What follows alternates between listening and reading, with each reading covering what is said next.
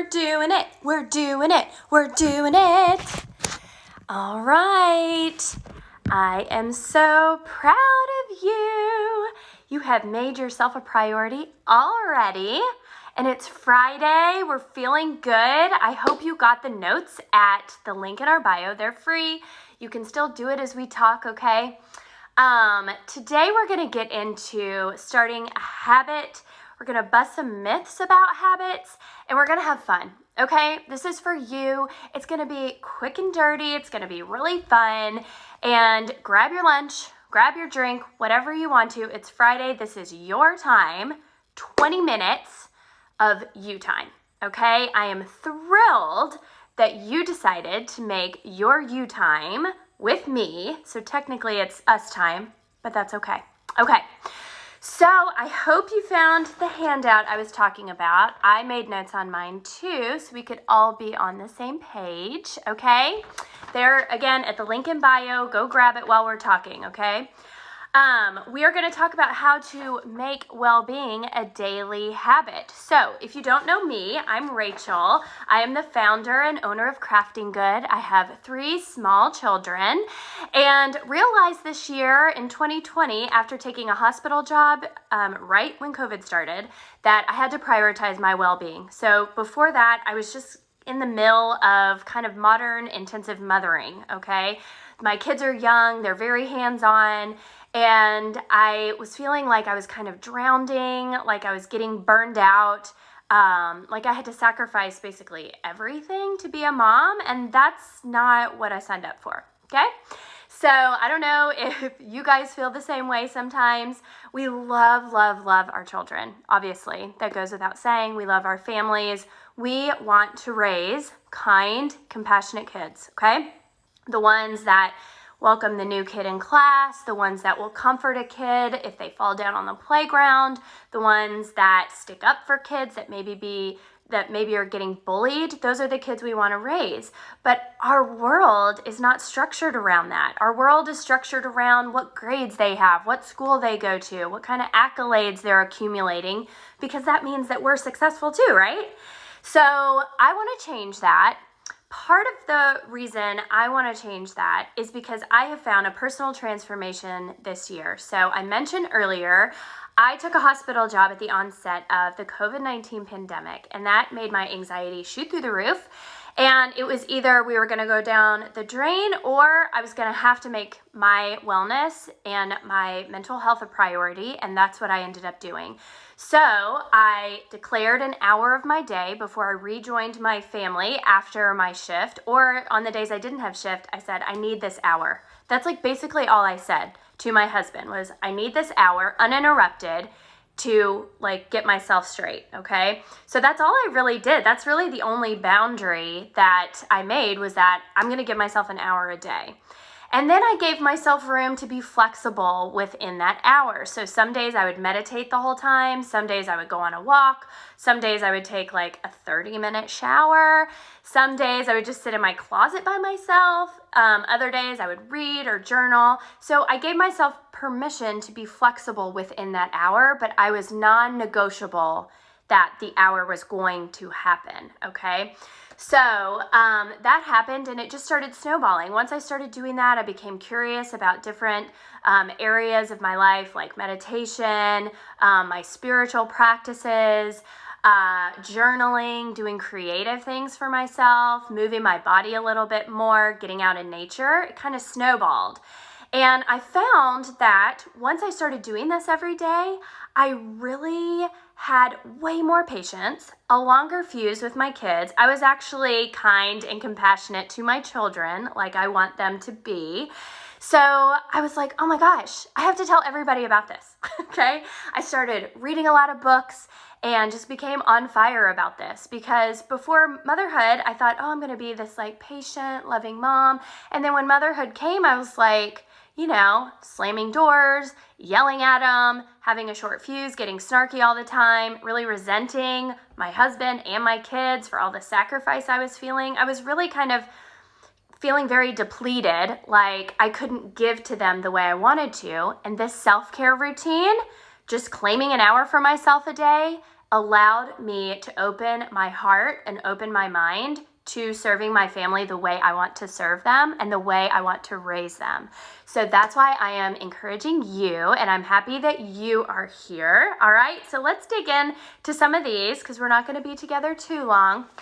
All right, so at the top, you can see habits. I don't know if you have read the book Atomic Habits. I know a lot of people have. It is one of those life-changing books, okay? He does research about habits, the neuroscience behind all of our behaviors and how we make a good habit, how we get rid of bad habits, and he breaks it down and distills it into really practical steps and advice, okay? So if you haven't read the book, I encourage you to if you're a reader. If not, if this is the only information you've got on habits, you are having a good start, okay? All right, so basically, to get a habit down, you need a cue, craving, and you get a response and a reward. So before I started doing this morning routine, I would have always said that I'm not a morning person, right? I'm sure we have not a morning person people out there too. Like, I don't want to get up. All I do is work all day. The least I can do is sleep in. But I started noticing those, like that hour, maybe 30 minutes that I was kind of rolling around in my bed wasn't really quality sleep anyway. So it felt more of like a waste, and I felt like I was starting my day off on the wrong foot, really. But when I started to wake up and really feed my soul, I noticed that I kind of craved it. So I noticed, and I gave you my example on the handout. If you don't have the handout, you can get it later too. You don't need it right now. But the example I gave was, okay, my cue, my like self-care routine is in the mornings from 5 to about 6:15. Again, that's not for everybody. That works for me, my schedule, my resources, my support. It just makes more sense to me to wake up a little bit early and get all this stuff done because I'm a way better person, better mom, better founder, better partner, better friend, better community member, advocate, everything if I prioritize myself the very first thing in the morning when it's dark and quiet and I know I can have that time. Maybe for you, that time is 8:30 to 9:30, right after the kids go to school, if your kids are able to leave the house to go to school. Or maybe you have a sitter from 1 to 2, and that's your time. I don't think that time necessarily is the end-all be-all. I have found that first thing in the morning is great for me, but if you have support at other times, by all means do that, okay?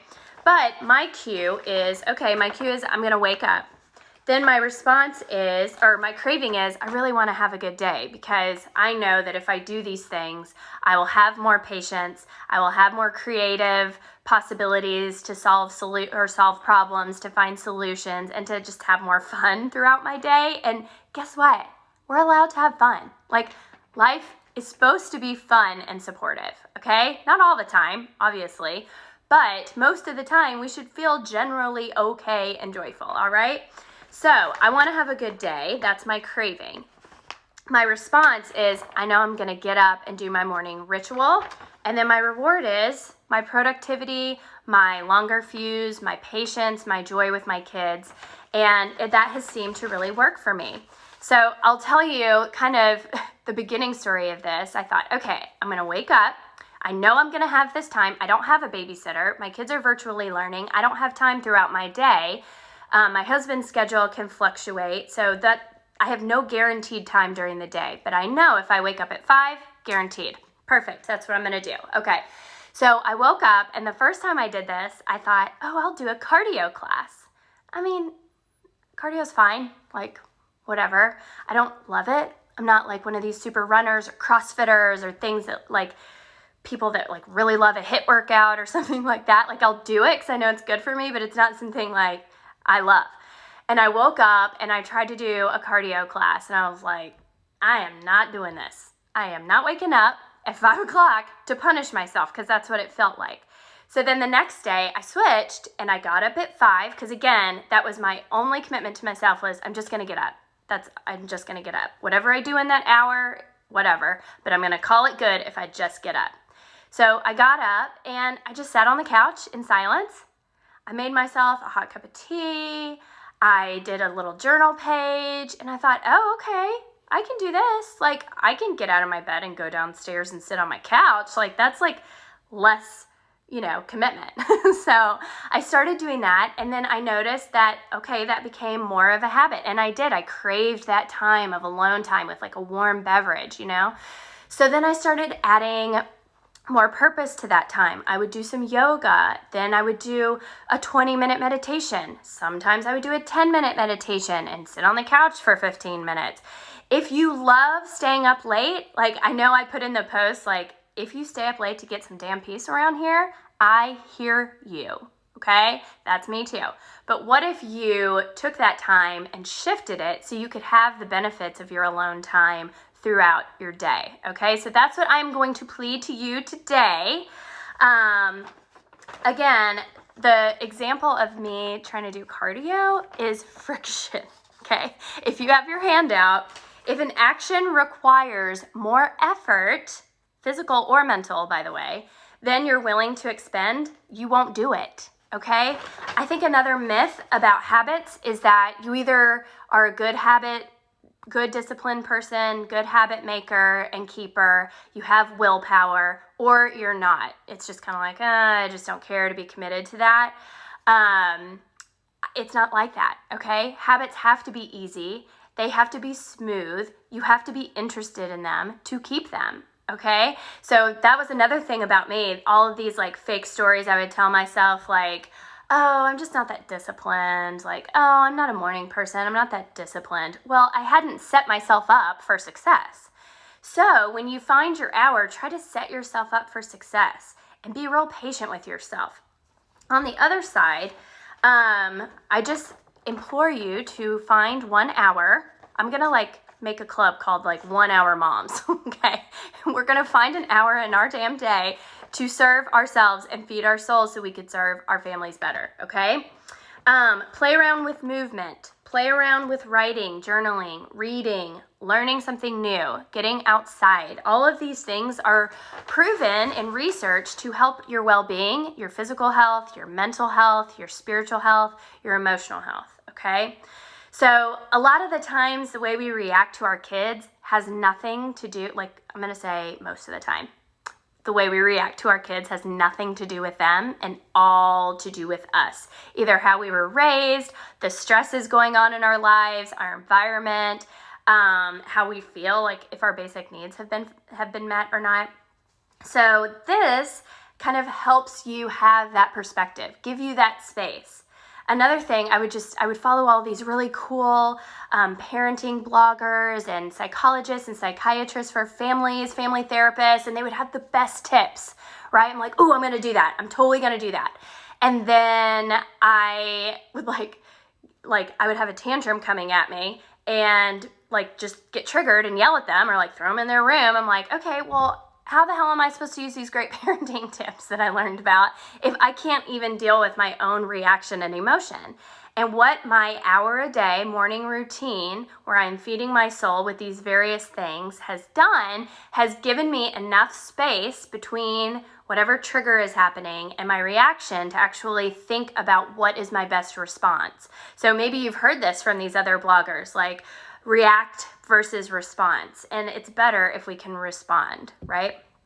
Okay, so let's see. You know what? We're almost hitting our 20-minute mark. Do I have any questions out there? Any questions? Emily loves cardio equals punishment. I mean, I wish I didn't feel that way, but I totally do. Ooh, and I like my very own hour. Hashtag my very own hour. Let's do it this week and meet in the hashtag universe and see what kind of things we're playing around with and getting curious about that are feeding our soul. Maybe it's a Bible study, okay? Maybe it's an app. There's tons of apps that I use when I can't think of what I want to do, like an affirmation app to get my mind kind of set in a positive motion throughout the day. Gratitude app. A lot of times I'll write down everything I'm grateful for 5 minutes. If you're having an especially stressful time, like yesterday, I don't know if you saw, but my children decided to get real creative and take all of my acrylic paint and pour it all over the stairs in our little shed in the backyard. And I was a little stressed about that. it was unexpected that my daughter is being quarantined because there was an exposure in her classroom. And so that has been a little stressful too during the week that my husband's busy, I'm busy, I have my kindergartner learning at home.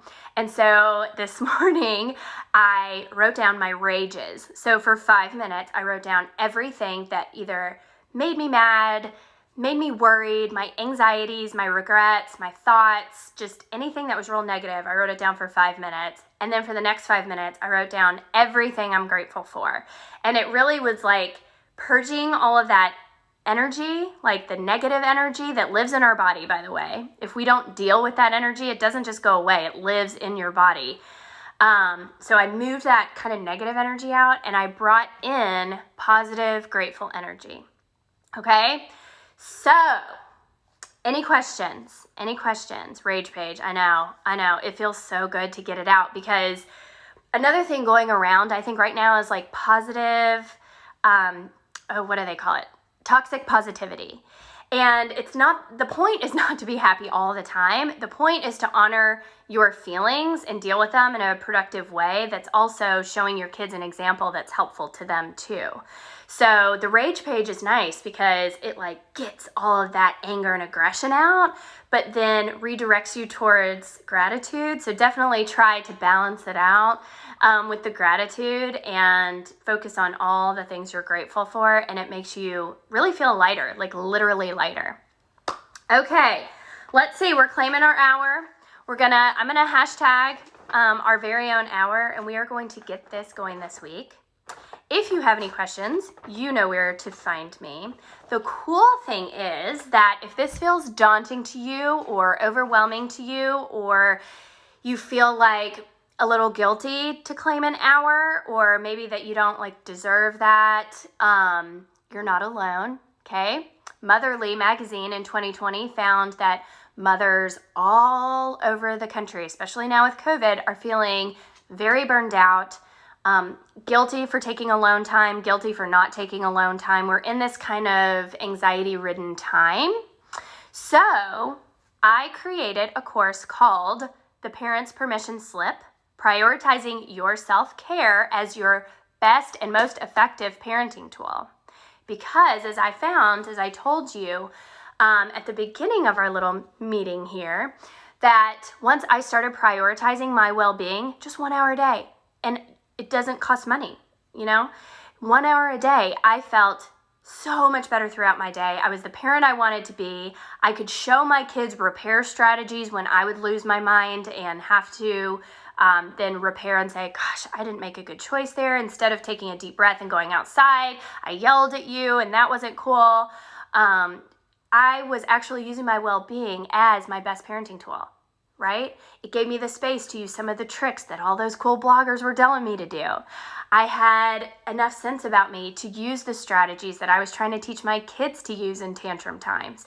It has been a transformation in my parenting. I am so much more complete, empowered, strong than I was a year ago, just by committing an hour to myself a day, okay? So if you want some support, if you want to learn more about how to prioritize your well-being, your physical well-being, mental well-being, emotional well-being, and then how to create sustaining, long-lasting, sticky habits, join me in the Parent's Permission Slip, okay? The cart opens on Tuesday, and then the course will go live on February 17th. And what's really cool about February 17th is that it's the first day of Lent.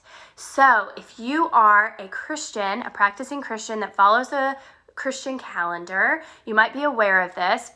And it's usually a time of reflection and sacrifice, or a lot of people recently have been adding healthy habits into their routine and thinking about their spiritual connection with God through positive change and positive habits. So I encourage you to use this course as a way to do that, to get closer to God, to your spiritual side, to heal your emotions, to heal the past, and to move forward with less guilt, less sacrifice, and more joy and empowerment in your parenting. Okay?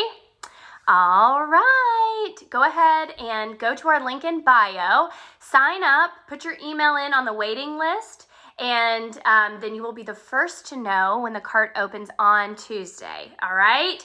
If you want to stay here on Instagram, of course, we will keep you updated through Instagram. We just revamped our newsletter to be more of a interactive video, more of a fun 5-minute little start to your week on Sunday mornings, and that is in the link in bio too.